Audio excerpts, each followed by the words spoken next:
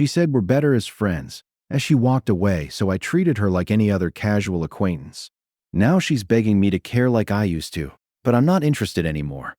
Hey viewers, before we get into the video, make sure to subscribe to the channel and hit the like button if you want more stories like this. Thanks. We're better as friends, she says, swirling the wine in her glass like this is just another casual chat. The soft lighting in our apartment almost makes her look regretful, but I know better now. 3 years together, and she's delivering this line like it's some kind of gift. I lean back in my chair, studying her face. There's a nervous energy humming beneath her skin, her foot tapping against the hardwood floor. She wants a reaction, tears, begging, maybe even anger. Anything to prove this mattered. Okay, I say, if that's what you want. Her eyebrows twitch. That wasn't the script. You're just too much sometimes, she continues, the words spilling out now. I need space to breathe, to figure myself out. The way she says it sounds rehearsed, like she practiced in front of a mirror. I nod slowly, watching her shift under my silence. The clock on the wall ticks loudly between us. I'll always love you, she adds, reaching across the table to squeeze my hand. Just not like that. Her thumb traces circles over my skin, that old comforting gesture that used to mean something. Now it feels like she's trying to ease her own guilt. The apartment still smells like the dinner I cooked an hour ago. Garlic and herbs linger in the air. I wonder if she planned this breakup before our fall, or after she finished eating my food. I get it, I say, sliding my hand out from under hers. My voice sounds calm, even to me. No hard feelings. Something complicated crosses her face. Then a flicker of irritation, maybe even disappointment. She wanted a scene, wanted to walk away from tears and pleading. Instead, she's getting indifference, and it's throwing her off balance. You're taking this really well, she says, accusation creeping into her tone. I shrug. What's there to take badly? You said we're better as friends. I believe you. She sets her wine glass down too hard, the clink sharp in the quiet room. It's just, I expected you to, I don't know. Fight for us. I almost laugh. You're breaking up with me, and you're mad I'm not arguing. Her cheeks flush. This isn't how it was supposed to go. She wanted to be the strong one, the one who walked away with dignity. Instead, I'm sitting here composed while she scrambles for control. I just thought what we had meant more to you, she mutters, aiming for the low blow. It did, I say simply, but I'm not going to beg someone to stay who wants to leave. Silence stretches between us, thick and uneasy. She opens her mouth, then closes it again. I can see the gears turning, trying to figure out how to regain the upper hand in a moment where she's starting to realize she miscalculated. Finally, she stands abruptly, the chair scraping against the floor. I guess that's that. Then, I guess so.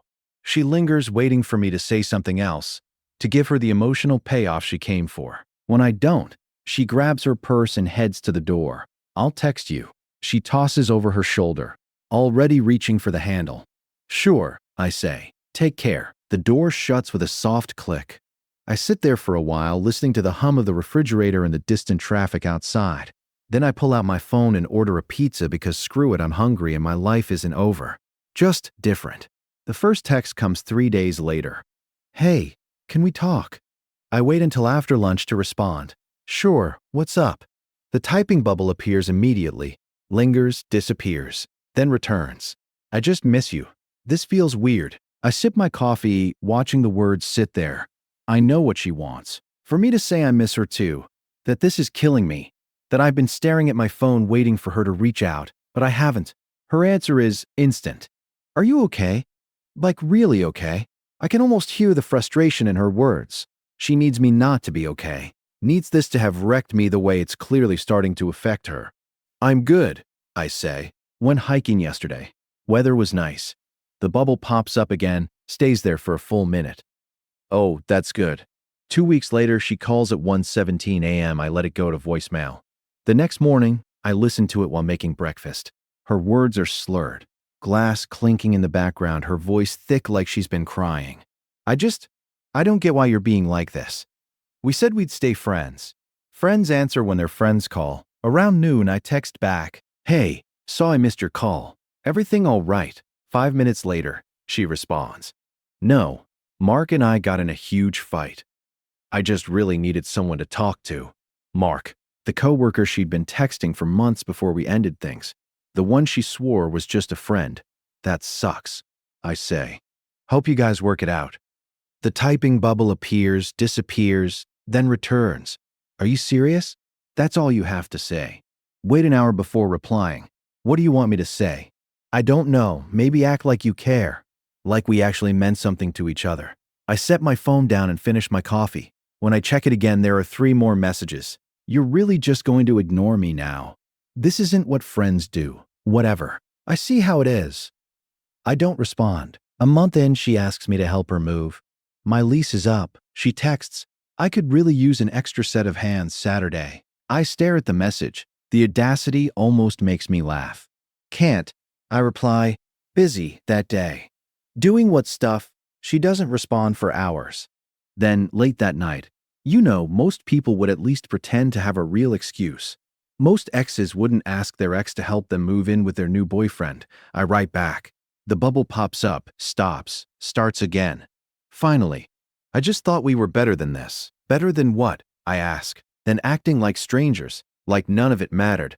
I wait a long time before answering. We're not strangers. We're friends. You said so yourself. Friends help each other. She fires back. Friends also respect when someone says they're busy. I reply. She leaves me on read. The texts slow after that. Occasional check-ins. How are you? That feel more like probes than genuine concern. I answer politely and vaguely, never given. She her anything to hold on to. Then one night the dam breaks. I can't do this, she writes. You're so mean cold now. It's like you're a completely different person. I stare at my phone, considering my response. Finally, I type. Nah, I'm the same. You're just seeing me from a different angle. What's that supposed to mean? It means friends don't get the same version of me that you did. You wanted a demotion. Congrats. You got it. She doesn't reply. But I know her. That silence is just her regrouping, trying to figure out how to regain control of a game she no longer understands.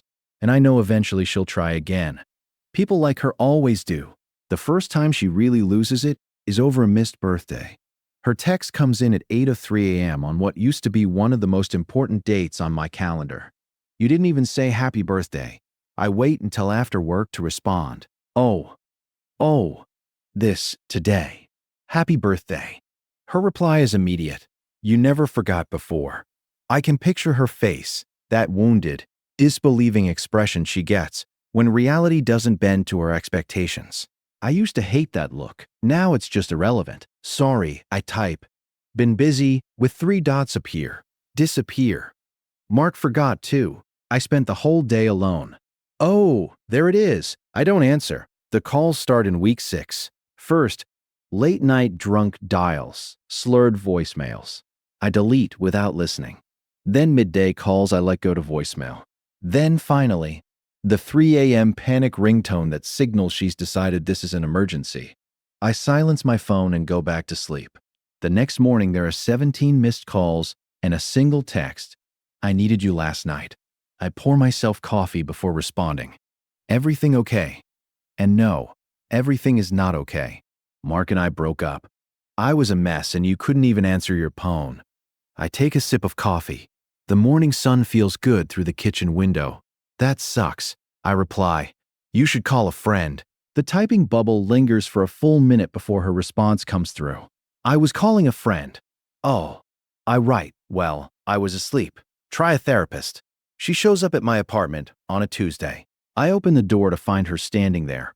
Mascara smeared, hair messy like she's been running her hands through it. She smells like cigarettes and that vanilla perfume she used to wear for me. You're ignoring me, she says, her voice shaking. I lean against the doorframe. No, I've been answering your texts. You know what I mean. Her hands clench at her sides. This isn't how friends act. I watch her chest rise and fall too quickly. Her eyes dart around, searching for pieces of her old life. The photos we took down. The coffee mug she left behind that I kept for years, all of it gone. You're right, I say calmly. Friends don't owe each other midnight crisis calls. Friends don't scream at each other for having boundaries.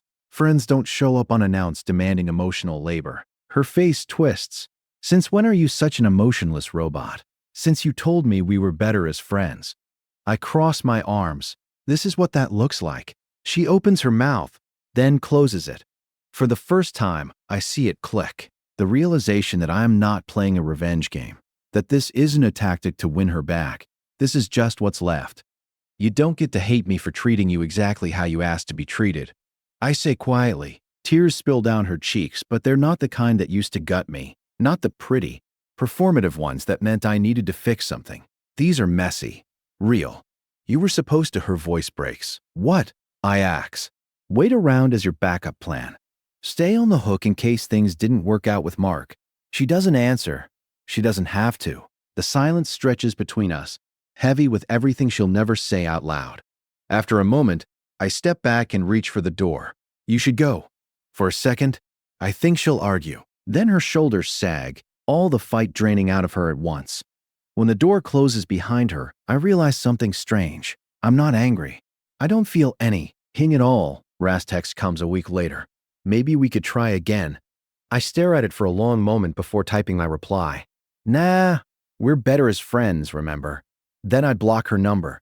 The sun is shining. I've got plans with people who actually want me around. And just like that, I'm free. 6 months later, I see her at a coffee shop. She's sitting alone by the window, staring into a half-empty cup. No Mark, no friends. Just her, a paperback she isn't reading, and that same vanilla perfume lingering in the air like a ghost. I consider walking out. Instead, I order my drink and wait at the other end of the counter. She notices me when the barista calls my name. Our eyes meet. Hers widen. Hope, panic, then something like shame flashing across her face. She opens her mouth as if she might call out. I give her a polite nod, the kind you offer an acquaintance. Then I take my coffee and walk out without looking back. Mutual friends tell me things even when I don't ask. She asks about you. You know she's not doing great. That Mark guy really did a number on her. She says you changed. I never respond to these updates. They're not my business anymore. A year to the day after our breakup, my phone lights up with a notification, a new follower request on Instagram. Her profile picture looks different. Darker hair, tired eyes. I swipe it away. Later that right, another notification appears. A message request. I saw your post about the promotion. Congrats. You always said you would get there. I delete it unread. The last time I hear about her is from an old coworker at a holiday party. She's dating some finance guy now. They say sipping their drink. But I heard she still brings you up sometimes. Says you were the one who got away. I laugh into my beer. Nah, I didn't go anywhere. She's the one who left. The conversation shifts. The party grows louder. And just like that, she's gone again. Tonight, I'm cooking dinner when the doorbell rings. Through the peephole, I see a delivery guy holding flowers. Roses. Her favorite. I don't answer. An hour later, my phone buzzes. An unknown number. Did you get them? I block it without replying. The flowers sit outside all night. By morning, they're wilted. I toss them in the dumpster on my way to work. Somewhere along the way, I stopped counting the days, stopped wondering if she'd reach out, stopped caring altogether. Turns out the greatest revenge isn't hatred. It's peace. And mine is finally here. Thanks for watching. Make sure to subscribe to the channel and hit the like button. What do you think about this story? Share your thoughts in the comments.